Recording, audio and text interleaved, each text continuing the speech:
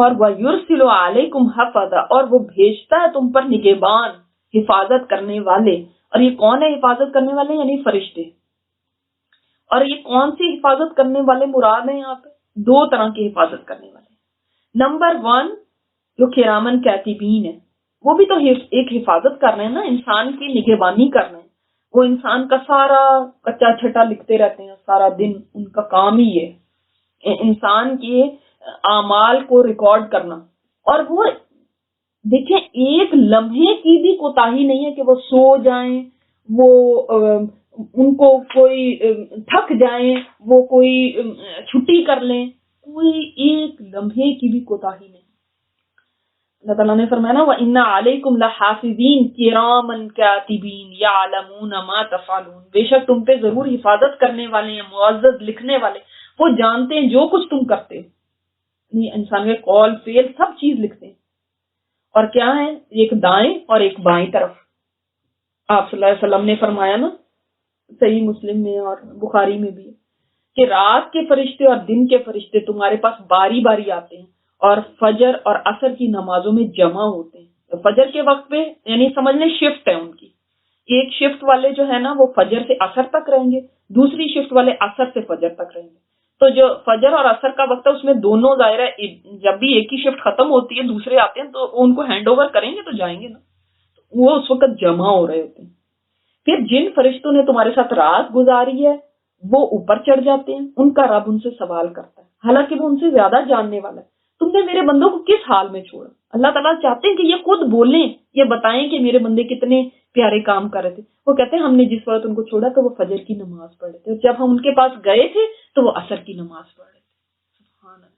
اسی طرح ترمذی میں آپ صلی اللہ علیہ وسلم نے فرمایا تم برہنہ ہونے سے بچو، ننگے ہونے سے اعتراض کرو، کیونکہ تمہارے ساتھ وہ فرشتے ہوتے ہیں جو تم سے بیت الخلاء اور عمل تزوج کے وقت کے سوا کسی وقت بھی جدا نہیں ہوتے. یعنی جس وقت آپ ٹوائلٹ میں ہوتے ہیں اور جس وقت ہسبینڈ وائف کا ریلیشن شپ ہوتا ہے اس وقت صرف تم سے الگ ہوتے ہیں. تم ان سے حیا کرو اور ان کا اکرام کرو، ان کی عزت کرو. اور اسی طرح ایک اور روایت ابراہیم تیمی بیان فرماتے ہیں کہ دائیں جانب کا فرشتہ بائیں جانب کے فرشتے کا امیر ہوتا ہے. جب بندہ کوئی برائی کرتا ہے تو دائیں جانے والا فرشتہ بائیں جانب والے سے کہتا ہے رک جاؤ شاید یہ توبہ کر لے. اللہ اکبر. آپ صلی اللہ علیہ وسلم نے فرمایا جو مسلمان اپنے جسم کی کسی بیماری میں مبتلا ہوتا ہے نا تو اللہ تعالیٰ اس کے مرض میں اس کی صحت کے ہر نیک عمل کو رکھتا رہتا ہے. اللہ تعالیٰ نے ان کو حکم دیا ہے کہ جب تک یہ صحت مند نہیں ہوتا جو عمل یہ صحت کے زمانے میں کرتا تھا بیماری میں اس کے اعمال لکھتے رہو، وہی والے اعمال. سبحان اللہ. یہ اللہ کی رحمت ہے نا. جیسے آپ صلی اللہ علیہ وسلم نے فرمایا اللہ تعالیٰ فرماتا ہے جب میرا بندہ کسی گناہ کا ارادہ کرے تو اس کو نہ لکھو، اگر وہ اس پر عمل کرے تو اس کا ایک گناہ لکھو، اور اگر وہ نیکی کا ارادہ کرے اور اس پر عمل نہ کرے تو ایک نیکی لکھو. اس سے پتہ چلتا ہے کہ فرشتے جو ہوتے ہیں وہ ارادوں کا بھی ان کو خبر ہوتی ہے، اس کو بھی لکھ لیتے ہیں، اتنا جانتے ہیں اسی لیے تو لکھتے ہیں نا. اور اب اگر عمل کر لیتا تو 10 نیکیاں لکھ لو، تو جب تک ان کو پتہ نہیں ہوگا اس نے ارادہ کیا وہ کیسے لکھیں گے. اور مسلم نے ابو ہریرہ سے ایک روایت بیان کی ہے کہ آپ صلی اللہ علیہ وسلم نے فرمایا کہ فرشتے عرض کرتے ہیں اے رب تیرا یہ بندہ گناہ کرنے کا ارادہ کر رہا ہے، حالانکہ اسے گناہ پہ خوب بصیرت ہے، یعنی اس کو پتہ ہے کہ یہ گناہ ہے. اللہ تعالیٰ فرماتے ہیں اس کا انتظار کرو، اگر یہ اس گناہ کو کرے گا تو اس کا ایک گناہ لکھو، اور اگر اس کو چھوڑ دے گا تو اس کی ایک نیکی لکھ لو، کیونکہ اس نے میری وجہ سے اس گناہ کو چھوڑا.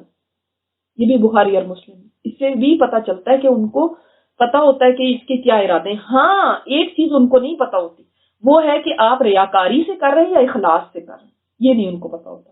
یہ قیامت کے دن ہی پتا چلے گا. قیامت کے دن ریاکار کی ریاکاری جو ہوگی نا وہ سامنے آئے گی اور اس دن بتایا جائے گا اس نے ریاکاری کی تھی.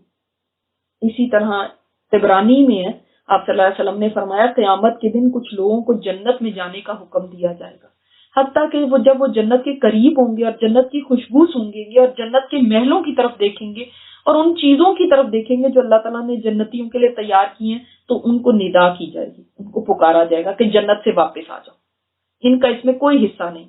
وہ حسرت کے ساتھ جنت سے واپس آئیں گے، کہیں گے اے ہمارے رب کاش تو ہمیں اپنا ثواب دکھانے سے پہلے اور اپنے پیاروں کے لیے جو تو نے نعمتیں تیار کی ہیں ان کو دکھانے سے پہلے ہی ہمیں دوزخ میں داخل کر دیتا تو ہم پہ یہ آسان ہوتا زیادہ. اللہ تعالیٰ فرمائے گا میں نے یہ ارادہ اس وقت کیا تھا جب تم خلوت میں اکیلے میں یعنی ہوتے تھے تو میرے ساتھ بہت بڑا مقابلہ کرتے تھے اور لوگوں کے سامنے تم میرے لیے عاجزی کرتے تھے, تم لوگوں کے لیے دکھاوا کرتے تھے اور تم اپنے دلوں میں مجھے اس کے خلاف دیتے تھے اور تم لوگوں سے ڈرتے تھے اور مجھ سے نہیں ڈرتے تھے اور تم لوگوں کو بزرگ جانتے تھے اور مجھے بڑا نہیں جانتے تھے.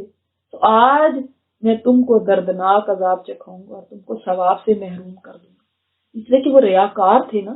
یہ لوگوں کے سامنے کچھ ہے اور دل میں کچھ اور ہے, اکیلے میں کچھ ہے اور لوگوں کے سامنے کچھ اور ہے. اب اس میں اختلاف ہے کہ ایک بندے کی جو نیکیاں اور برائیاں لکھنے والے نا کرامن کاتبین, یہ کیا ہر روز بدلتے ہیں یا ہاں وہ جو ساری عمر گزرنے کے بعد کیا وہ ایک ہی دفعہ ان کی ڈیوٹی ختم ہوتی ہے, یعنی 2 جو آتے ہیں پھر 2 چلے جاتے ہیں, کیا وہی دن اور رات والے اسی طرح وہ سیم ہوتے ہیں یہاں ڈفرینٹ ہوتے ہیں؟ اس میں اختلاف ہے, واللہ عالم. بعض جگہ پہ آتے ہیں وہ سیم ہی ہوتے ہیں. اور دوسرا اس کا مطلب کیا ہے؟ دوسرا اس کا مطلب ہے حفاظت کرنے والے فرشتے. حفاظہ ہے نا, حفاظت کرنے والے, یعنی انسان کے ساتھ بے شمار فرشتے اللہ تعالیٰ نے اس کی حفاظت کے لیے لگائے ہیں. اسی لیے جب ہم کہتے ہیں نا میں تو بال بچ گئی, پتہ نہیں ایک دم ایکسیڈنٹ ہوتے ہوتے بچ گیا, تو کیوں تھا وہ؟ اس لیے کہ اللہ تعالیٰ نے ساتھ حفاظت کرنے والے فرشتے لگائے ہوئے ہیں جنہوں نے آپ کو اس وقت بچا لیا, اس لیے کہ ابھی حکم نہیں تھا کہ اس کے لیے موت آئے, ورنہ تو اتنی بلائیں اور ایسی ایسی چیزیں ہیں اس کائنات میں جو انسان کو ختم کر دیں. انسان تو بڑی کمزور سی چیز ہے. اللہ تعالیٰ نے نگہبانی کے لیے, بعض لوگوں کو بڑا شوق ہوتا ہے باڈی گارڈز کا نا, لیکن کسی کے پاس بھی باڈی گارڈز 24/7 کے لیے نہیں ہوتے, مگر یہ باڈی گارڈ سبحان اللہ ایسے باڈی گارڈز ہیں کہ جو 24/7 اس کے ساتھ ہیں. کان کے لیے, آنکھ کے لیے الگ فرشتے ہیں جو اس کی حفاظت کر رہے ہیں, کان کے لیے الگ فرشتے ہیں جو اس کی حفاظت کر رہے ہیں. کہتے صرف آنکھ کی حفاظت کرنے کے لیے اللہ تعالیٰ نے 7 فرشتے رکھے ہیں. سبحان اللہ. اب مومن ہے, کافر ہے, سب کے ساتھ باڈی گارڈز لگے ہیں کہ موت اس کو نہ آنے پائے, اور فری میں آپ کو ملے ہوئے باڈی گارڈ, فری میں. دیکھو ذرا کہ اللہ تعالیٰ کی طرف سے کیسا کیسا حفاظت کا انتظام ہے. موت سے پہلے اللہ نے بچا کے رکھنا ہے, اور جس وقت موت آنی ہے تب یہ فرشتے پیچھے ہٹ جائیں گے, پھر نہیں وہ کچھ نہیں کریں گے. اسی لیے ہم کہتے ہیں اب وہ ایکسیڈنٹ ہوا, وہ پتہ نہیں کیا ہو گیا, حالانکہ ایکسیڈنٹ تو اتنا بڑا نہیں تھا لیکن بس اس کو موت آ گئی اور ایسے ہو گیا, بس دیکھو اس کے ساتھ کیا ہوا. تو وہ اس لیے کہ موت اس وقت لکھی ہوئی تھی. محافظ فرشتے پیچھے ہو گئے, جن کو یہ انگریزی میں بھی کہتے ہیں نا گارڈین اینجل. تو گارڈین اینجل واقعی ہوتے ہیں, لیکن وہ اللہ کے حکم پہ ہی سب کچھ کر رہے ہوتے ہیں. اللہ کے حکم پہ ہماری زندگی کی حفاظت کرتے ہیں, ہمارے آرگنز کی حفاظت کرتے ہیں. کبھی آپ دیکھیں چلتے چلتے ہی انسان کو اتنی زبردست چوٹ لگ جاتی ہے, اور کبھی اتنی اوپر سے وہ بلڈنگ سے کود جاتے ہیں اور وہ کہتے ہیں ہائی کیسا, جس کو اللہ رکھے اسے کون رکھے. پھر ہم اس طرح کے محاورے بولتے ہیں نا, کیونکہ واقعی اس کو کوئی چوٹ بھی نہیں لگی ہوتی, کیونکہ اس کے ساتھ جو حفاظت کرنے والے فرشتے ہیں اللہ نے ان کو حکم دیا ہوا کہ نہیں اس کو بچا کے رکھنے, کوئی ہارم نہ پہنچے اس کو. اللہ اکبر. اسی طرح ہمیں تصویریں کھنچوانے کا شوق ہوتا ہے کہ ہماری بس مووی بنتی رہے, تصویریں بنتی رہے, اور اس کے لیے ہم بڑے وہ پوز بنا کے اور پھر اس کو ہم کہیں کہیں لگاتے ہیں کہ جو ہے نا لوگ بھی دیکھیں. تو پھر فکر نہ کریں, وہ کرامن کاتبین ساری مووی بنا ہی رہے ہیں, ساری چیزیں لکھ رہے ہیں, مووی بنا رہے ہیں, ہماری ہر پکچر بنا رہے ہیں, ہماری ہر اینگل سے پکچر بن رہی ہے. مگر یہ البم ملے گی اس دن جس دن قیامت کا دن ہوگا. یہ 2 طرح کے فرشتے اللہ تعالیٰ نے دیکھیں کیسے حفاظت کے رکھے ہیں. حتی اذا جاء احدکم الموت, یہاں تک کہ جب آ جاتی ہے تم میں سے کسی ایک کو موت, توفته رسلنا, پہلے حفاظت کرتے رہتے ہیں لیکن جب موت آ جاتی ہے نا تو فوت کرنے کے لیے ہمارے بھیجے ہوئے آ جاتے ہیں. اور یہ ایک نہیں ہے, رسولنا جمع ہے نا, اس کا مطلب اور ہیلپر اینجلز بھی ہیں. یہ بھی کہا جاتا ہے کہ یہ جو کرامن کاتبین تھے یہ بھی ان کے ساتھ ہی مل جاتے ہیں پھر ہیلپ کرنے کے لیے. وَهُمْ لَا يُفَرِّطُونَ, اور وہ ذرا بھی کمی نہیں کرتے, یعنی اپنے کام میں وہ اتنے اپنی جاب کو پورا کرنے میں اتنی سی بھی کوتاہی نہیں ہوتی, پیچھے نہیں رہتے. تھوڑی سی جان نکالی باقی چھوڑ دی, پیروں سے نکالی باقی چھوڑ دی. اب ہمارا تو کام ایسے ہی ہوتے نا, ہم تو کام بھی پورے دل سے نہیں کرتے نا, تھوڑا کیا تھوڑا چھوڑ دیا. نہیں، وہ پوری پوری جان نکالتے ہیں. وَيَفْعَلُونَ مَا يُؤْمَرُونَ، وہ وہی کرتے ہیں جو ان کو آرڈر ملا ہوتا ہے ایز اٹ از. اور یہ بھی نہیں کرتے کہ اپنی مرضیاں چلائیں کہ اوہو اب اس کے اوپر تو ہمیں ترس آ گیا تو اس کی تو جان نہیں نکالنی چاہیے، اس کے تو چھوٹے بچے ہیں. جو کام کریں گے ایکوریٹلی اور کمپلیٹ کریں گے، چاہے وہ کرامن کاتبین ہیں، چاہے وہ حفاظت کرنے والے ہیں، اور چاہے وہ موت کی ہیں. تو جب موت کا بھی وقت آتا ہے تو ہو سکتا ہے چونکہ یہ بہت سخت کام ہے اس لیے اتنے سارے فرشتے آتے ہیں، یا واللہ عالم، اللہ کو بہتر پتا ہے. ورنہ ایک ملک الموت بھی کافی ہو سکتا تھا. ملک الموت جو ہے وہ اینڈ میں جو روح نکالنے کا کام ہے نا، وہ ملک الموت کرتا ہے بالکل جب حلق میں آ جاتی ہے روح. لیکن باقی ہیلپر جو فرشتے ہیں ساتھ، وہ یعنی سمجھ لیں ایک پوری ٹیم آتی ہے، ایک پورا پروسیجر ہے. جیسے سرجری کے لیے نا کمرے میں آپ دیکھتے ہیں کتنی نرسز اور ڈاکٹر اور ایک سرجن بھی، اور یہ سارے ہوتے. تو ملک الموت تو ایک ہے، وہ سارے اس کے ساتھ مددگار فرشتے ہیں. اور حدیث میں اس کے بارے میں کافی وضاحت سے آتا ہے. مسند احمد میں، ابن ماجہ میں یہ حدیث ہے کہ ابو ہریرہ رضی اللہ تعالیٰ عنہ فرماتے ہیں کہ آپ صلی اللہ علیہ وسلم نے فرمایا مرنے والے کے پاس فرشتے آتے ہیں، بس جب کوئی نیک شخص ہوتا ہے تو وہ کہتے ہیں پاکیزہ روح نکلو، تم پاکیزہ جسم میں تھی، تم تعریف کی ہوئی ہو، باہر آؤ، تمہیں خوشی اور مسرت کی خوشخبری ہو، رب کے راضی ہونے کی تمہیں بشارت ہو.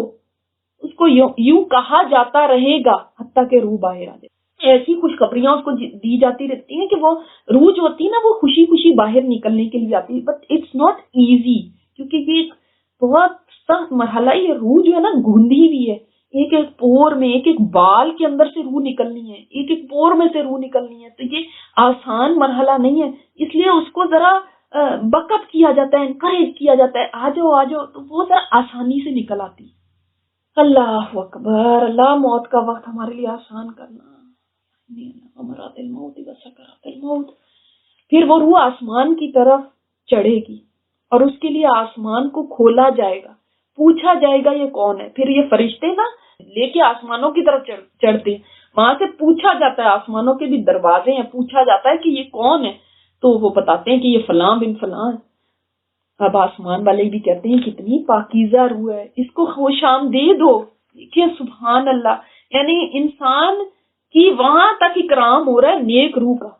تو وہ کہتے ہیں پاکیزہ روح کو ویلکم، یہ پاکیزہ جسم میں تھی، تم تعریف کی بھی داخل ہو، تمہیں خوشی اور مسرت کی بشارت، رب کے راضی ہونے کی خوشخبری ہو. اسے یوں ہی کہا جاتا رہے گا حتیٰ کہ وہ آسمان پہ چڑھتی جائے گی، آسمانوں پہ چڑھ چڑھ کے عرش الہی کے سامنے پہنچے گی، اور وہاں پہ جا کے یہ پھر روح سجدہ کرتی ہے. اور جب مرنے والا کوئی برا شخص ہوتا ہے تو فرشتے کہتے ہیں نکلا خبیث روح، تو خبیث جسم میں تھی، نکل، تو مذمت کی ہوئی ہے، تجھے کھولتے ہوئے بدبودار پانی کی بشارت ہو.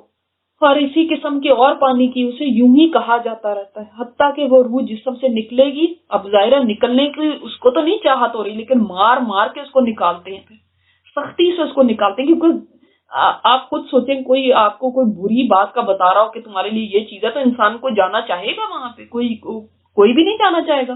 تو وہ روح چھپتی ہے جسم کے اندر پھر کہ میں نہیں نکلنا چاہتی، لیکن اس کو نکالا جاتا ہے، زبردستی نکالتے ہیں.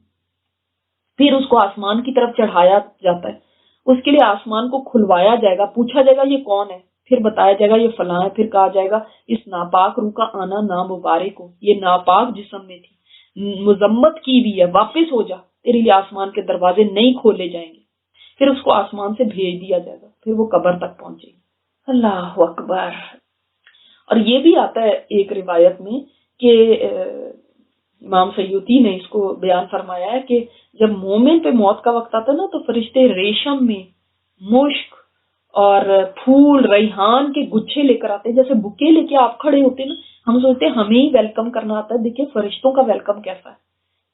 پھر اس کے جسم سے اس روح کو اس طرح نکالتے ہیں جس طرح آٹے سے بال نکال لیا جاتا ہے، اور کہا جاتا ہے پاکیزہ روح اللہ کی خوشی کی طرف چل، رادیا تب مردیا ہو کے چل.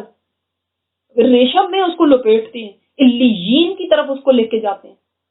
اور برے کی جب ہوتی ہے تو پھر تو انگارے لے کے آتے ہیں، ٹاٹ لے کر آتے ہیں، بڑی سختی سے اس کی روح کو کھینچتے ہیں، اور اس کو ایسی باتیں بھی ایسی کہہ رہے ہوتے ہیں اللہ کی ناراضگی کی طرف، عذاب کی طرف، انگاروں کی طرف سے. تو وہ تو روح پریشان ہو جاتی ہے. پھر اس کو سجین کی طرف لے جایا جاتا ہے. سجن ہوتا ہے نا جیل، ایک روحوں کی بھی جیل ہوتی ہے، یہاں پہ ان روحوں کو رکھا جاتا ہے. استغفر اللہ ربی. اللہ تعالیٰ ہمارے لیے جنت کی طرف کے فرشتے بھیجنا یا اللہ، موت کے وقت کو آسان فرما دینا ہم سب کے لیے.